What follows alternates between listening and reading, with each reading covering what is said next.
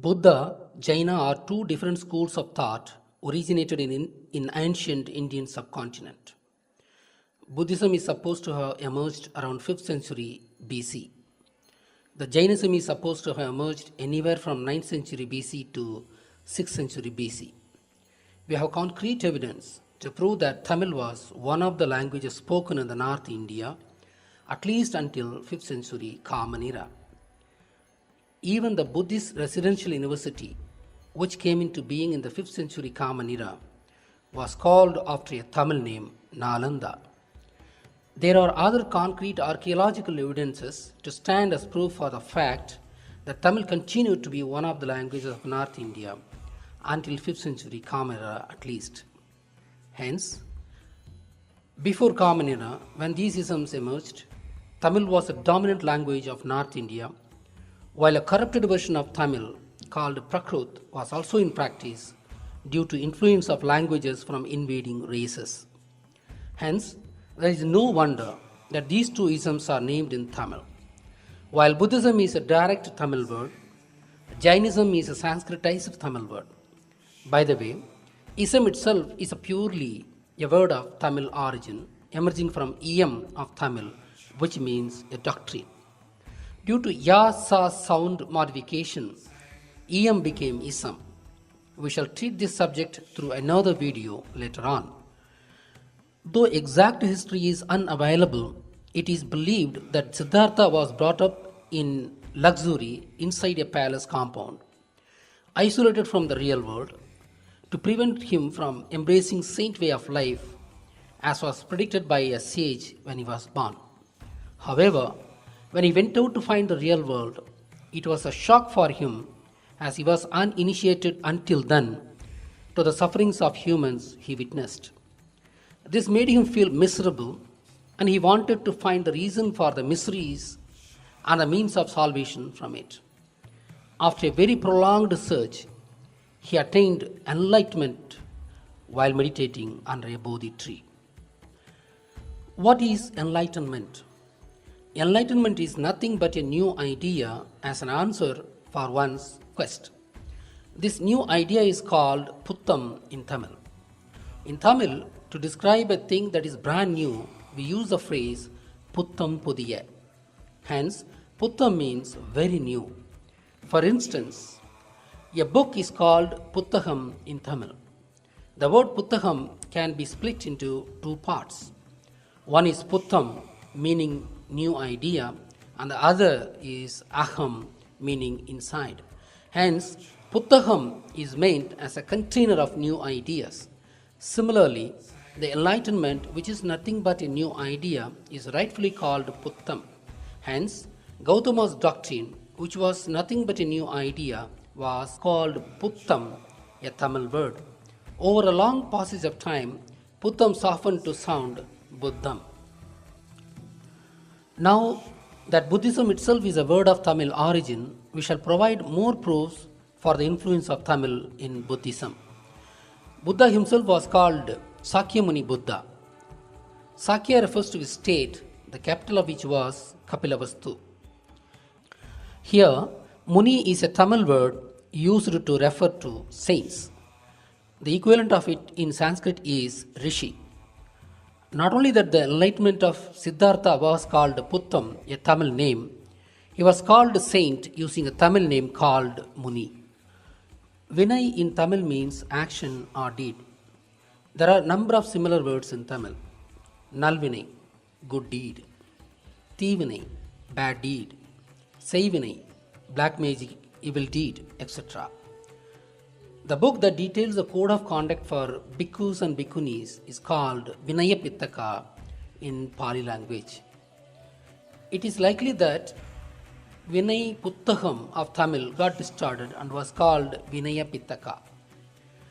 Pittaka is being referred to as basket in Buddhist nomenclature, which is not appropriate word for the expected meaning. We do not know whether Buddhist books existed at the time of Buddha. There is a possibility that Buddhist teachings could have been orally transmitted from one generation to the other. But writing system existed in Tamil at least from the time of birth of Siddhartha.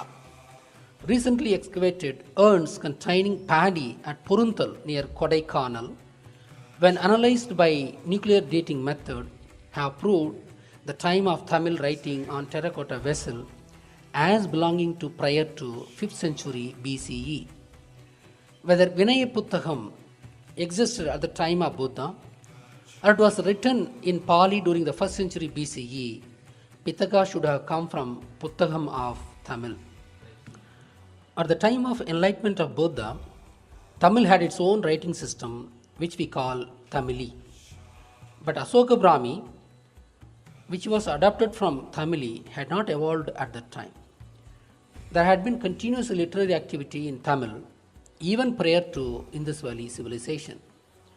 Pictographic, ideographic, syllabic, and alphabetic are the stages of development of a lipi of a language, and Tamil being the oldest language, it had undergone all these stages of development. There is concrete evidence to show now that Tamili lipi gradually developed out of a widely known Indus Valley writing system. But the birthplace of Indus Valley writing system is not Indus Valley but South India. There is copious evidence for it. Treating all these would be beyond the scope of our present undertaking. What we want to state here is that both Vinaya and Pitaka are the words of Tamil origin. We have to emphasize here that even the Sanskrit word pustak, meaning book, had evolved from Tamil Puttaham. Buddhists conducted assemblies of Buddhist monks which were called Sangha. Sangam again is a Tamil word originated from the root called Sam, which means being together or put together. Apart from Sangam, there are a number of Tamil words like Samai,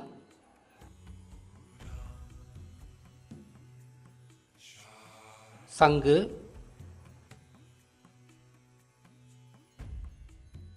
Sambangore, etc., which have evolved from the Tamil root Sam. Even the English word some and its derivatives originated from Tamil root some. Hence, Sangam is a Tamil word meaning an assembly of group of people. Tamil literary history speaks of three Sangams, the third of which existed between 300 BCE and 200 CE. Assembly of group of people with some goal or activity was called Sangam, which is a Tamil tradition. The original Buddhism is called Theravada Buddhism. This is supposed to be a Pali word. However, Pali language had newly emerged from Prakrit. Unlike Sanskrit, it was only a liturgical language and literary language. Thera is said to mean old or elderly in Pali. Vada is said to be called doctrine in Pali. Together, the meaning of Theravada is doctrine of elders or teaching of the elders. This etymology is definitely a faulty one. At the time of creation of Pali, Theravada name was already in existence. The original meaning of the word was lost as Tamil language started waning in the North India by the time Pali was emerging. Hence, an imposed meaning was applied to Theravada when it was absorbed into Pali based on the knowledge that it was the original Buddhism and hence calling it elders' doctrine. Now let us work on the real meaning of Theravada Buddhism. After Buddhism split into two schools of thought, the splinter group called itself as Mahayana, meaning great vessel. The other sect, which was the original, did not have any special name, as it is quite natural.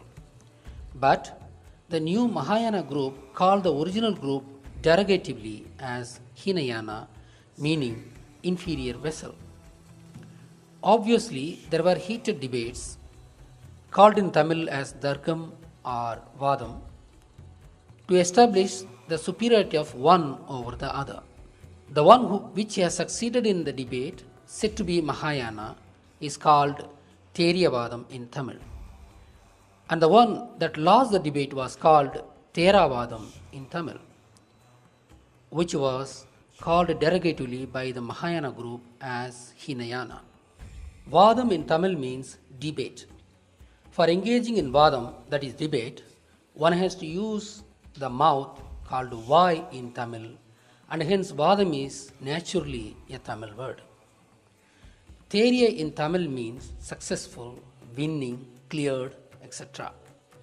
Thera in Tamil means failed or defeated, etc. Put together, Theriyavadam is called winning doctrine. Similarly, Theravadam is called defeated doctrine.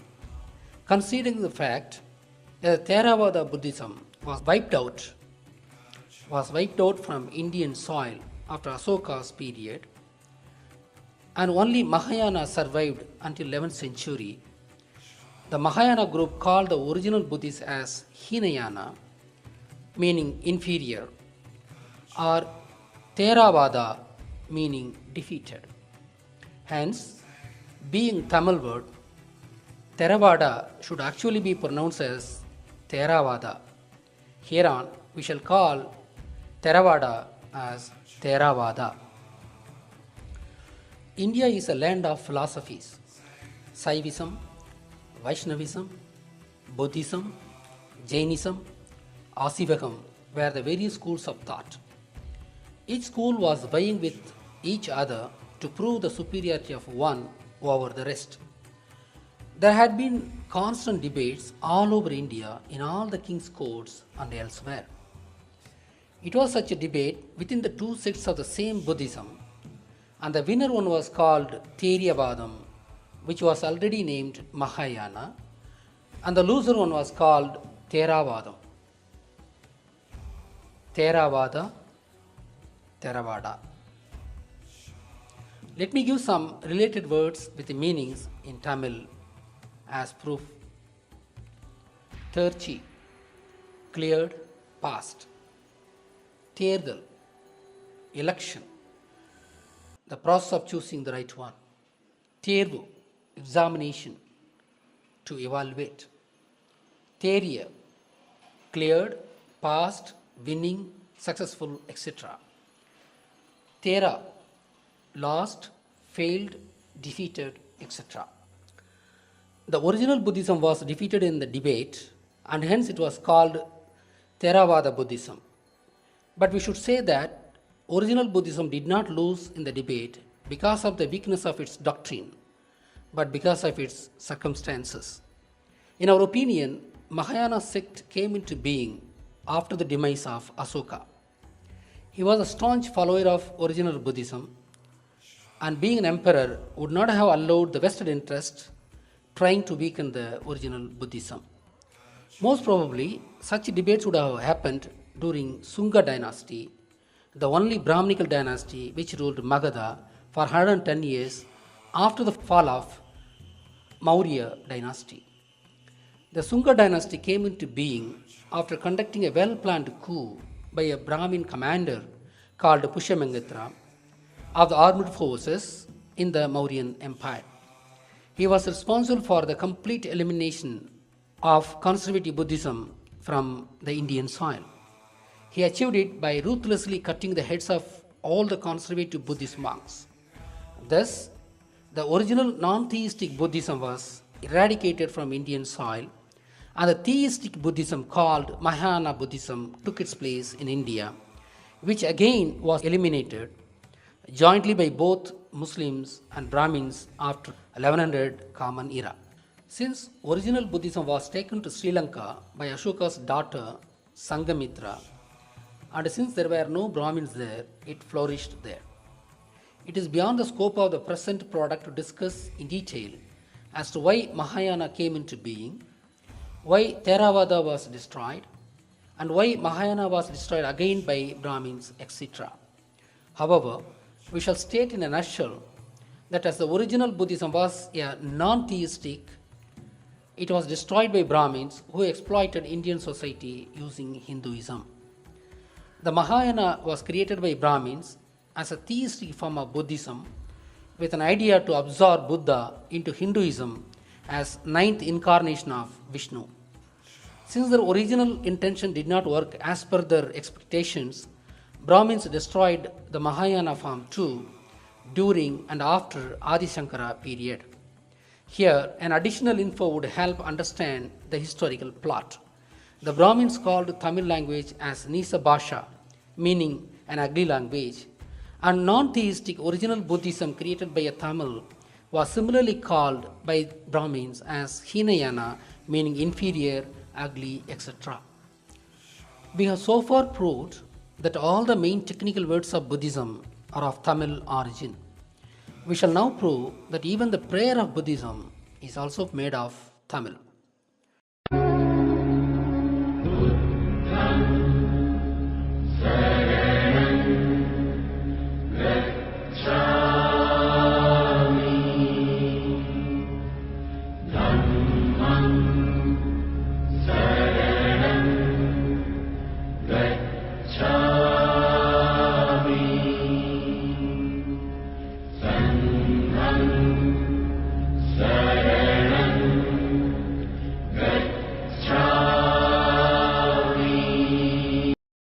There are 5 words in the prayer. Buddham and Sangam have already proven to be Tamil. Dhammam is nothing but Dharmam, which evolved from Tamil root Ta, meaning give. Saranam, meaning surrender, is again a Tamil word which had evolved from Tamil root called Sar, meaning to depend on. Now we shall consider Gachami. In Pali, it is said to mean to go. However, there is no language in India which means to go when pronouncing Gacha.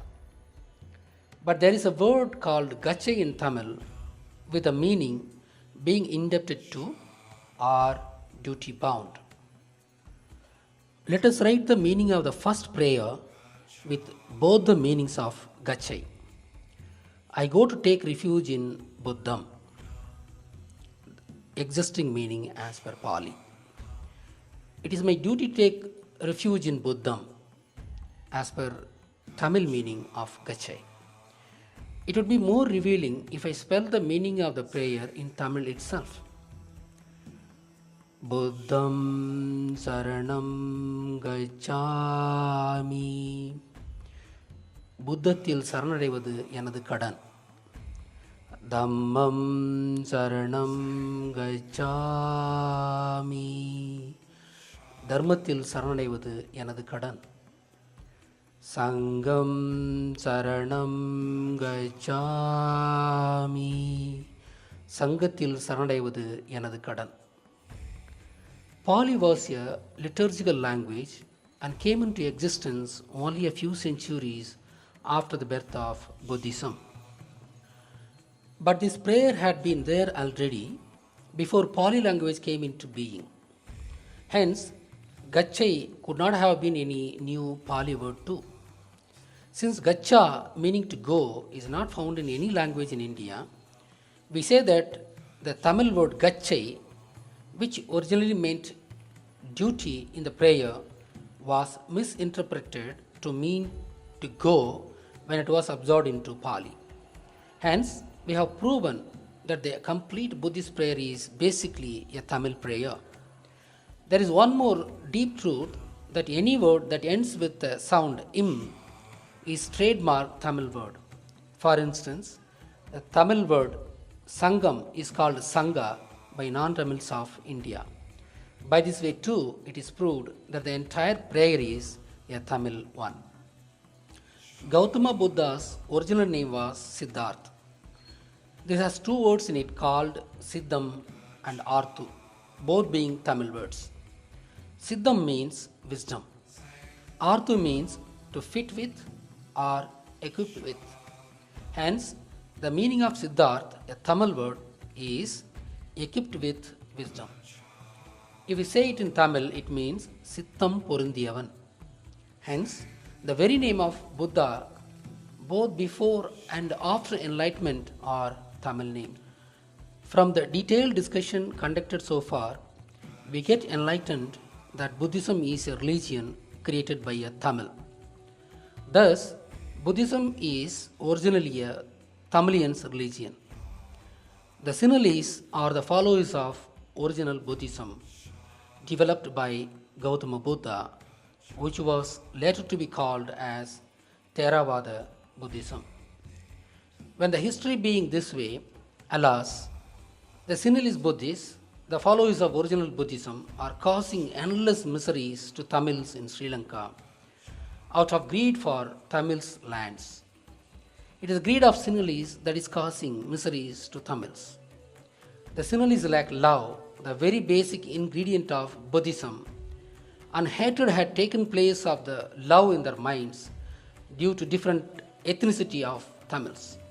Yet they are doing all the harm to Tamils only in the very name of Buddhism, which was originally a Tamil's contribution.